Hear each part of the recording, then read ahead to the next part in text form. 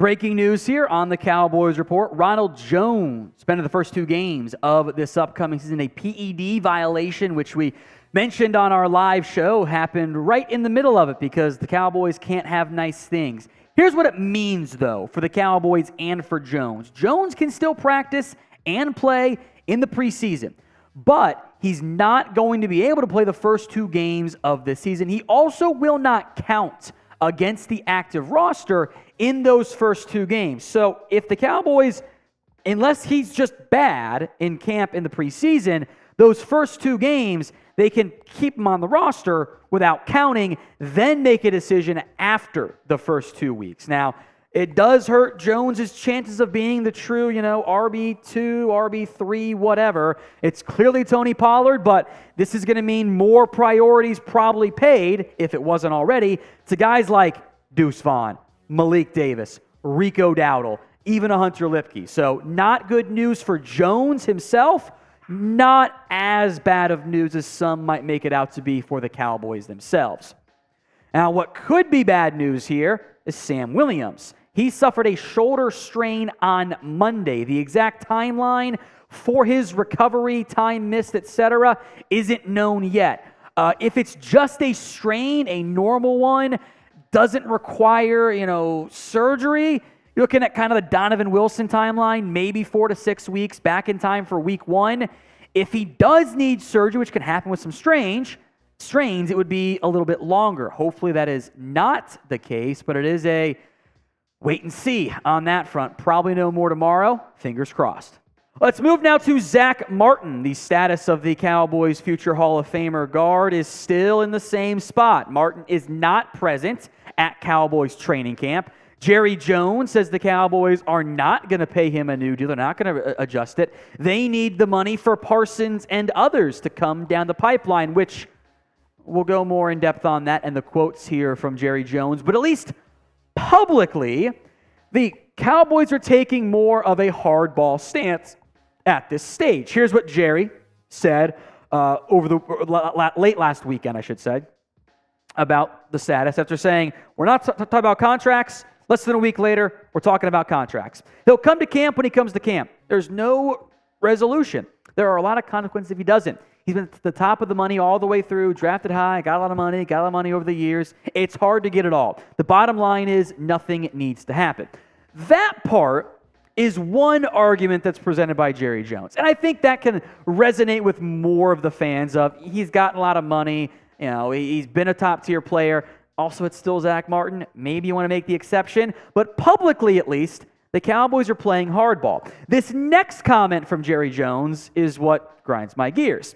It's not about precedent. It's about facts. We need the money to pay Parsons. We need the money to pay the players that we got to pay in the future. It's a fact. It's not even a philosophy. It's just a fact. Those dollars are there, and we have this at this level. If you read all the contracts, then you could never put together a roster. Now, all the contracts, yes, of course. One contract, the Cowboys are lying to you again. They can claim, and we have warned, I found the video from this time last year. I said, the Cowboys are going to say they can't pay guys because of Micah Parsons. That's not true. It is exactly what the Cowboys are doing right now. This is their cap boy propaganda of there's only so much money. You can actually just create money. For the NFL's purposes, to a certain extent here, money actually does grow on trees in the NFL. I'll explain what I mean here momentarily, but do you want to pay Zack Martin? If your argument is we don't want to set the precedent, he's got 2 years left, I get that a lot more than there's no money left. There's always money in the banana stand, Michael. So why for yes and for no? It's the today's pinned comment. If the ad break comes here on YouTube, take advantage of it. Head down there and let me know. You can absolutely pay Parsons, Zack Martin, CeeDee Lamb, Terrence Steele, Dak Prescott, and others. It's actually not nearly as challenging as the Cowboys might want to make it seem, or at least claim to make it seem. Now, if you don't want to, if you are worried, Zack Martin's going to be 33 years old, maybe you don't want to invest a bunch of money in that long term, okay, that is a different conversation than the Cowboys saying, we don't have the money. That part is the Cap Boys propaganda again. of there's only so much pie. You have all the ingredients to make a new pie. It's actually not that hard. In fact, relative to the rest of the NFL, the Cowboys are among the least spending team in the NFL. Last 3 years, cash versus cap. What I mean by this is cash is the money you're actually paying out. Cap is what it's impacting your books. The Cowboys are among the bottom 5 teams in cash spenders over the past 3 years, 2021, 2022, and 2023 so far / the projected numbers for salary this year. It's the Bears rebuilding. The Packers got off of the massive deal for Aaron Rodgers that would have put him way above there. The Falcons rebuilding. The Vikings kind of retooling. Then it's the Dallas Cowboys. The league average in cash spent over the past 3 years is $667.78 million. We are talking, folks, about a nearly $69, it's not nice, $1 million difference in what the league tends to spend with actual cash, giving it to players to build out your roster, versus what the Cowboys have done. They are leaving money on the table because they will not be aggressive. No one spent less cash in the NFL last year than the Dallas Cowboys did. I am not saying you have to go full-on LA Rams, F them picks, trade them away for instant impact guys, or go full Saints and go from $100 million over the cap to $25 million under every single year. You can. It's doable. But there is a lot more room to be more aggressive in a window that you have where you are competitive. You have one of the richest owners in the NFL. And that 3-year sample, it's actually probably a more extreme example than what it normally is, but even on a good spending time frame, it's maybe league average, but you have to spend 90% every 3 years, so they just cleared it with the Trayvon Diggs deal. Just did it. They will not spend like they have one of the richest owners. They are so concerned about what the books look like 4 years from now, 3 years from now, that they won't be aggressive and simply push money off into the future. It truly is like a credit card, except this credit card is special. There's no interest rate, and your spending minimum or maximum increases every single year by about $10 to $20 million. You have a lot more space to be aggressive than what the Cowboys would make it seem like to you. Jerry's always said he'll spend any amount to win a Super Bowl, but he actually hasn't done it. I think they would pitch it as, we don't think it's worth it. Then say that. Don't give me the bullshit excuse of only so much money. You have plenty of money. If you want to give Zack Martin $5 million whatever guarantees deal next year, it's actually super easy to do. Now, speaking of money, today's show is made possible by Rocket Money. Are you wasting money on subscriptions? 80% of people have subscriptions that they've forgotten about. Maybe it's an unused Amazon Prime account. Maybe you didn't like the rebrand from HBO Max to Max. Maybe it's Hulu. Maybe Netflix you're mad at them for revamping Spy Kids. It looks like it's terrible. Either way, there's a great app that I love using that helps me track all of my expenses. And because of it, I no longer waste money on subscriptions that I don't even use. You might have heard of it. It's called Rocket Money. It's formerly known as Truebill. The app shows all your subscriptions in one place, then cancels for you whatever you don't still want. Rocket Money can find a subscription you didn't know you're paying for. Maybe you found out you were double charged for a subscription. To cancel a subscription, all you have to do is press cancel, and Rocket Money takes care of the rest. Get rid of use of subscription with Rocket Money right now. Go to rocketmoney.com/Cowboys. It could seriously save you hundreds per year. It's rocketmoney.com/Cowboys. Links in the comment section and the description of today's show. Let's go now to Dalvin Cook.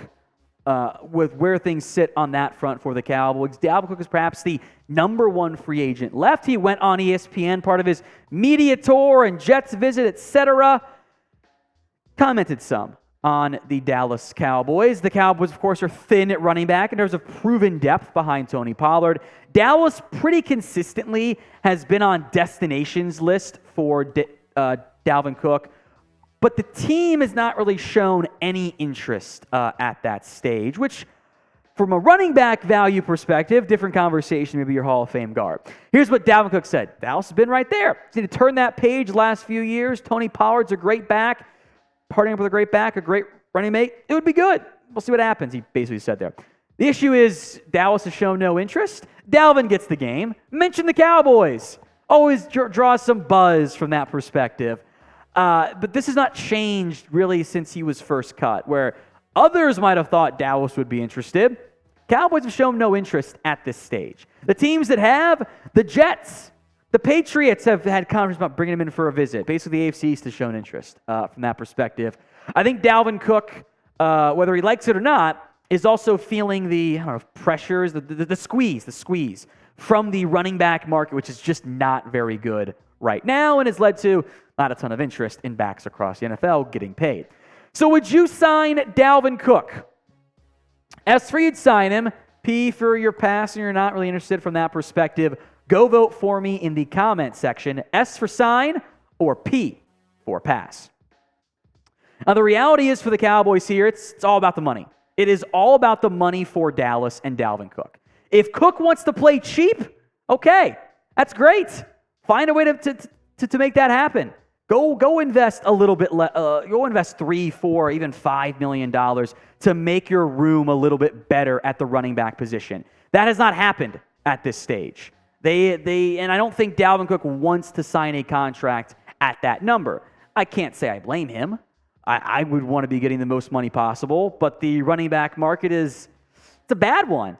It's not in particularly good shape at this stage.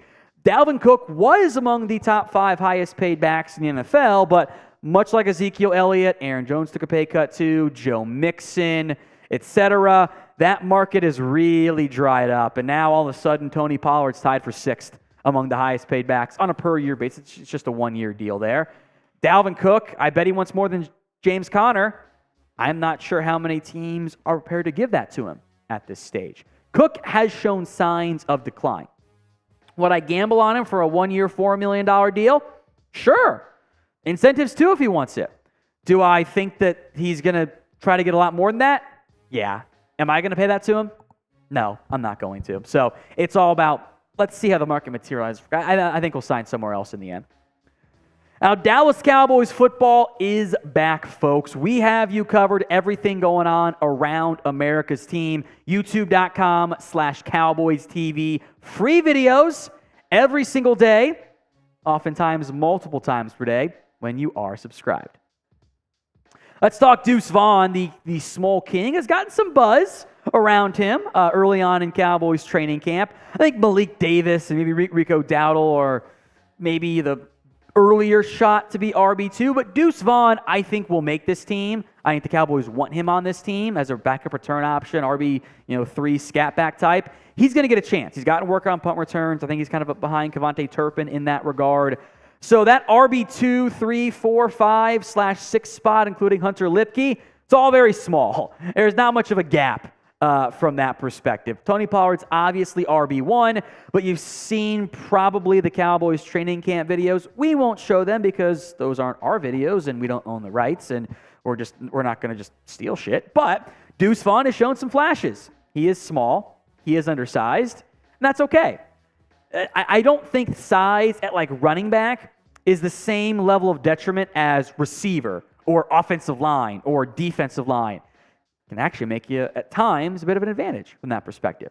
So will Deuce Vaughn, our small king, emerge as RB2 for Dallas? Type in 2 for yes, or you can type in 3 for no. Go vote in the comments. Rapid fire training camp notes here for you guys. We'll go more in depth after tomorrow's practice too. First day of pads. Always fun, and there was only one little fight, Biotish and Wanye Thomas getting into it. Trayvon Diggs did some individual drills, so he's working his way back from his bruised toe. Nothing to be too concerned about there. The kicker competition now in full swing. Both guys, 5 of 7 in the regular drills. The first mojo moment, which is, surprise, okay, go do something. Here's the situation, deliver. 3 kicks, 38, 44, 48. They made all 3. So that is 8 of 10 for both kickers today. And also, I think maybe the most overlooked man in the wide receiver room to actually make the roster, how about Jalen Brooks? He had a pretty nice day as well, so keep an eye on him. Maybe we'll mention him in our winners and losers video coming in the not too distant future.